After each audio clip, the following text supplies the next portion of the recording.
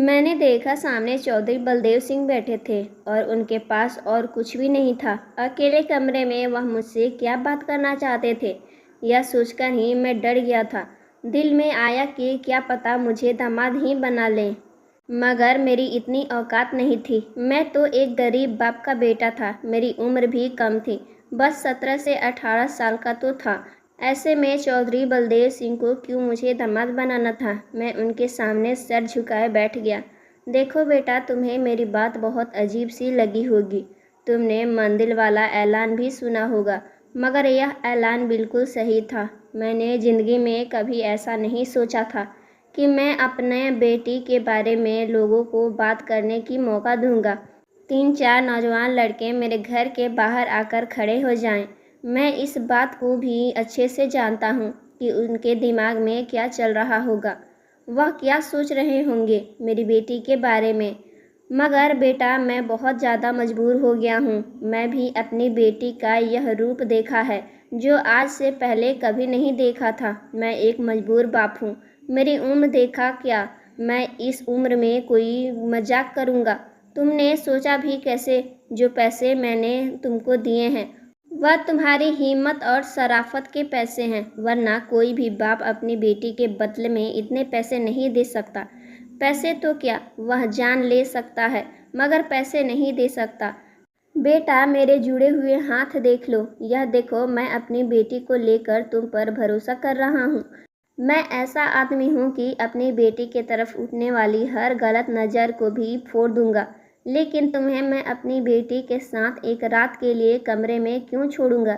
इसके पीछे एक वजह है और वह वजह तुम्हें खुद समझ आ जाएगी। बस मैं तुम्हें एक ही बात कहूँगा कि तुम उसकी तरफ नज़र उठाकर भी मत देखना। बेटा, मैं अपनी बेटी के लिए जो कुछ भी कर रहा हूँ एक बाप की हैसियत से कर रहा हूँ। अगर मैं खुद अपनी बेटी के लिए काम कर सकता तो मैं कभी भी तुमको नहीं बुलाता। मेरी बेटी लाड में पली बड़ी है, लेकिन यह मेरी परेशानी है जिसे मैं खुद हल नहीं कर सकता। उस आदमी ने मुझे बात कहकर और डरा दिया था। चौधरी बलदेव सिंह के बारे में पहली बड़ी डरावनी बातें महसूस की थी, और जाहिर है वह आदमी भी बहुत रौंदार था। मेरे दिल में बहुत सारी बातें थी, मगर मुझे बस कुदरत पर भरोसा करना था। मुझे खुद पर भी भरोसा था। मैं कोई हवस का पुजारी नहीं था कि किसी औरत को देखकर बेकाबू हो जाऊं, लेकिन मैंने सोचा था जो गलती मैं करने जा रहा हूं उसकी कीमत मुझे बहुत भारी चुकानी पड़ेगी। शाम के 4 बजे चौधरी बलदेव सिंह कमरे में आए और कहने लगे कि बेटा, तैयार हो गए? अगर तैयार हो तो मैं तुम्हें खाना खिला देता हूँ। तुम सुबह के भूखे हो, तुम कुछ अच्छा सा खाना खा लो, क्योंकि अब तुम्हें वह कुछ बर्दाश्त करना है जो तुमने पूरी ज़िंदगी में नहीं देखा। जैसे जैसे रात का वक्त करीब आ रहा था, मेरे दिल की धड़कनें बढ़ती जा रही थी। मेरी तो सोच में भी नहीं था कि मेरे साथ क्या होने जा रहा है।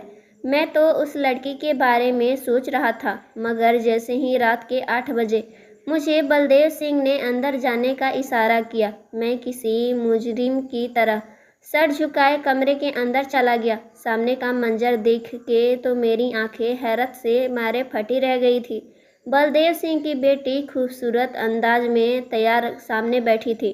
उसने अपनी होठों पर लिपस्टिक लगा रखी थी, गाल भी लाल थे और बाल खुले हुए थे। कपड़े ठीक ठाक ही पहने हुई थी। उसे देखकर कहीं से भी यह ख्याल नहीं आता था यह किसी अच्छे और शरीफ आदमी की बेटी है। उसने अपने सर के बालों को अजीब तरीके के रंग से रंगा हुआ था।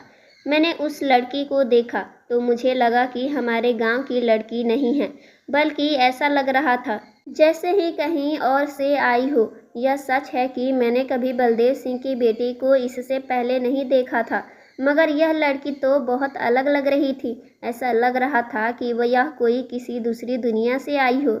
गांव की लड़कियां तो बहुत शर्मीली होती हैं, इसके कपड़े अलग होते हैं। अगर इस लड़की के कपड़े भी अजीब थे, इसका रंग हद से ज़्यादा सफ़ेद था। इस लड़की को देखने के बाद मुझे अंदाज़ा हुआ कि यह तो बलदेव सिंह की बेटी नहीं लगती, मगर उन्होंने इतनी शर्त से यह बात की थी, तो जाहिर है अपनी बेटी के अलावा किसी दूसरी लड़की के बारे में यह बात कैसे करेंगे। क्यों अपनी बेटी की इज्जत को लोगों के सामने सरेआम नीलाम करता। मैं उस लड़की की तरफ देख ही रहा था कि वह धीरे धीरे कदमों से साथ चलती हुई मेरे पास आने लगी। मैं तो गांव का लड़का था, देहाती लड़कों से वैसे भी इस चीज़ के बारे में ज़्यादा नहीं पता होता। मैं तो शर्मीला भी था, उम्र भी कम थी। मैं सर झुकाए खड़ा ही रह गया। वह मेरे करीब आई और बगल से गुजर गई। उसने कमरे का दरवाज़ा बंद किया और दरवाजे को कुंडी लगा दी। मैं हैरान परेशान होकर उसकी तरफ देखने लगा। ऐसा तो हो ही नहीं सकता था। मैं अभी यह सोच ही रहा था कि दरवाज़ा बंद करने की आवाज़ आई। पीछे से चौधरी बलदेव सिंह की चीख की आवाज़ भी सुनाई दी। दरवाज़ा बंद मत करो बेटा, दरवाज़ा बंद मत करो, ताकि मैं दरवाज़ा खोलकर अंदर आ सकूं। ऊपर वाले के लिए बेटा ऐसा मत करो। बाहर से बूढ़े बलदेव की आवाज़ सुनकर मुझे लगा कि सच में यह उसकी बेटी है। इतना बड़ा तमाशा करने का मकसद आखिर क्या था, जबकि वह पैसे भी मुझे दे रहा था। अभी मैं यह सोच ही रहा था कि वह लड़की मेरे करीब आकर बैठी, बोले कि क्या तुम मेरे नौकर बनोगे। मैं उस लड़की की तरफ देखकर हैरान रह गया था। आप जो कहेंगे मैं वही करूँगा, मैंने कहा। नीलू, लेकिन बात यह है कि आपके बाबा बाहर बैठे हैं, वह बहुत ज़्यादा परेशान हैं। आप मुझे बता सकती हैं अगर मैं आपकी किसी भी तरीके की मदद कर सकता हूँ। यह हुई ना बात। तुम तो वाकई मेरे गुलाम बन चुके हो। एक ही रात में तुम मेरे आगे पीछे कुत्ते की तरफ फिर रहे हो। उस लड़के की बात सुनकर मुझे समझ नहीं आया कि मैं क्या कहूँ। मैं अभी बैठा ही था कि उसने ऐसी एहसास कर दी जो मैंने कभी सोचा भी नहीं था। मेरे दिमाग में भी कभी ऐसा रवैया नहीं था जो उसने मेरे साथ अपनाया था। मेरे दिल में बहुत सारे पछतावे थे। मैं उस दिन को कोसने लगा जब मैंने वह ऐलान सुना था। मैं उस वक्त को कोसने लगा कि मैं यहाँ क्यों आया था। कुछ पैसों के लिए मैंने अपने साथ ही क्या कर दिया। मैं दिल में सोचने लगा। रात भर बस यही ख्याल मेरे दिमाग में आते रहे। मैं खुद को बहुत घटिया इंसान महसूस कर रहा था। सुबह के 4 बजे मैं कमरे से निकला। बलदेव सिंह बाहर बैठे थे। मेरी शक्ल देखकर उन्होंने मुझे गौर से देखा और बोले, बेटा मुझे माफ़ कर देना। अब यह लो बाकी के पैसे, अपने घर जाओ। मैं चौधरी साहब से वह पैसे लिए और घर आ गया। घर आया तो मुझे लगा था कि मेरे बाबा सो चुके होंगे। उन्हें क्या फ़र्क पड़ता है कि उनका बेटा कहाँ गया है। यह फिक्र तो बेटी के माँ बाप को होती है। लेकिन जैसे ही मैं घर गया, मैंने देखा मेरे बाबा बहुत परेशान थे। घर में चक्कर काट रहे थे। मुझे देखते ही बोले, बेटा तुम कहाँ चले गए थे। मुझे तो चौधरी बलदेव सिंह वाली बात थोड़ी अजीब लगी थी। मैंने तुम्हें उस वक्त तो कह दिया, लेकिन बाद में ख्याल आया कि तुम तो मेरे बेटे हो, मेरी औलाद। मुझे तुम्हें ऐसे नहीं करना चाहिए था। पैसे के लिए तुम उसके घर तो चले गए, मगर आगे का क्या होगा यह तो मैंने सोचा ही नहीं था। बेटा बताओ तुम ठीक तो हो। बाबा मुझे लेकर बैठ गए। मैंने बाबा को कोई बात नहीं बताई थी। मैं नहीं चाहता था कि मेरे बाबा भी परेशान हो जाए। मैंने बाबा से कहा कि अभी आप आराम कीजिए, सुबह अगर कोई बात होगी तो मैं बता दूंगा। अगर सुबह मेरे उठने से पहले चौधरी बलदेव सिंह हमारे घर में बैठे थे। मैं तो उनकी आवाज़ से ही जगा था। वह बाबा से बातें कर रहे थे। मैं बाहर आया तो उन्हें देखकर हैरान रह गया। क्या बात है बाबा? मैंने परेशानी से उनकी तरफ देखा था। चौधरी बलदेव सिंह बड़े मिन्नतें करने वाले अंदाज में मेरी तरफ देख रहे थे। बेटा अगर तुम मेरी बात सुनेगा तो तुम सच जान जाओगे। उसके बाद अगर तुम मेरी मदद करना चाहो तो ठीक है, नहीं तो कोई बात नहीं। मैं क्या कह सकता हूँ। मैं चौधरी बलदेव के सामने बैठ गया। उसके बाद जो सच उसने उगला उसे सुनकर मैं ही नहीं बल्कि बाबा भी हैरान रह गए। बेटा बात यह है कि गांव में तो मेरी बहुत इज्जत है। मेरी ज़िंदगी भी अच्छी जा रही थी, मगर उस वक्त इंसान से वह गलतियां हो जाती है, उन्हें सुधार नहीं कर सकता। मैं भी यह बहुत बड़ी गलती की जब मैं 2 साल के लिए जापान गया। वहाँ रहते रहते मैंने एक औरत से शादी कर ली। उस औरत से शादी करके मैं बहुत बड़ी गलती की। मेरी ज़िंदगी की सबसे बड़ी गलती उस लड़की से शादी करनी थी जिसे ना ही खानदान के बारे में कोई परवाह थी, ना ही किसी रिश्ते का मान था। मेरी पहली पत्नी तो इस दुनिया में नहीं है। मुझे बहुत बड़ी भूल हो गई, मगर इस बीच जब मेरी औलाद पैदा हुई, वह भी बेटी, मैं काँप कर रह गया। मैंने उस जापानी औरत से शादी तो कर ली, मगर मैं उसके सामने सर उठाने की काबिल भी नहीं रहा था। मैं अपनी पत्नी से बहुत परेशान हो गया था, मजबूर हो गया था, क्योंकि अब उसने मेरी बेटी भी पैदा कर दी थी और मैं यह नहीं चाहता था कि मेरा खून वहाँ बर्बाद हो। मैंने अपनी पत्नी को बहुत सारे पैसे देकर अपनी बेटी को ले आया।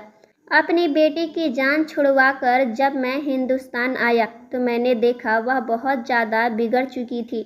इतनी बिगड़ चुकी थी कि मैं उसका इलाज नहीं करवा पा रहा था। मैंने यह बात अपनी पूरी गांव के लोगों से छुपाई है। किसी को नहीं पता कि मेरी जापानी पत्नी से एक बेटी भी पैदा हुई है। मेरी बेटी का घर में रह रहकर मानसिक संतुलन बिगड़ चुका है।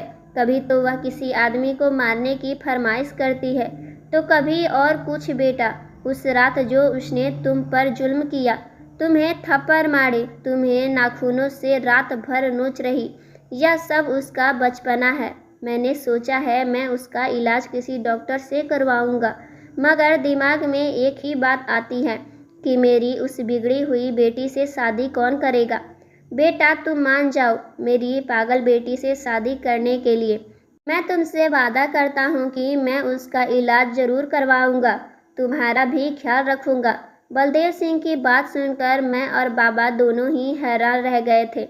समझ में नहीं आ रहा था कि क्या करूं, क्योंकि मैंने कभी सोचा नहीं था कि मुझे ज़िंदगी में ऐसी लड़की का सामना करना पड़ेगा। सामना तो दूर की बात है, अब यह मुझे उससे शादी करने को कह रहे थे। बाबा ने मेरी तरफ ऐसे नज़र से देखा जैसे बस मुझे उससे शादी करने बाबा की खुशी हासिल होगी। मैंने नीलू से शादी कर ली। चौधरी साहब ने बात पूरे गांव के सामने रख दी थी और स्वीकार भी कर ली, क्योंकि उसके अलावा उनके पास और कोई चारा नहीं था। अपनी बेटी को सुधारने के लिए उनकी शादी करवाना चाहते थे और उसका दिमाग सेहत के लिए भी ज़रूर था कि वह पूरे गांव के सामने रहे। इतनी खुफिया ज़िंदगी गुजारने की वजह उस लोगों के सामने आने की ज़रूरत थी। यह उसकी सेहत के लिए बेहतर था। मैंने चौधरी बलदेव सिंह की बेटी से शादी कर ली। मेरी नीयत साफ थी, इसलिए शायद ऊपर वाले ने उसे ठीक कर दिया और अब हम एक साथ खुशहाल ज़िंदगी गुजार रहे हैं। तो दोस्तों, अगर आपको यह कहानी पसंद आती है तो वीडियो को लाइक करें। चैनल पर नए हैं तो चैनल को सब्सक्राइब जरूर करें, ताकि अगली अपडेट सबसे पहले आप तक मिले। धन्यवाद।